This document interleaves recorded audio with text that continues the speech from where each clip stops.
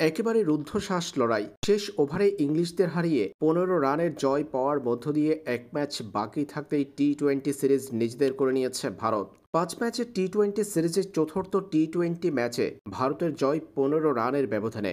ভারতের দেয়া ১৮২ রানের টার্গেট তাড়া করতে নেমে ইংলিশরা অল আউট হয়েছে ১৬৬ রানে, যার ফলে ১৫ রানের জয় পেয়েছে টিম ইন্ডিয়া। দিনের শুরুতে এদিন ব্যাটিংটা ভালো করতে পারেনি ভারত। শুরুতে ১২ রানের মাথায় ৩ উইকেট হারিয়েছিল টিম ইন্ডিয়া। সেখান থেকে দলের হাল ধরেছেন রিঙ্কু সিং, শিবম ডুবে, হার্দিক পান্ডিয়ারা। হার্দিক পান্ডিয়া ও ডুবে দুজনই পেয়েছেন অর্ধশত রানের দেখা। ভারত স্কোর বোর্ডে জড়ো করেছে ১৮১।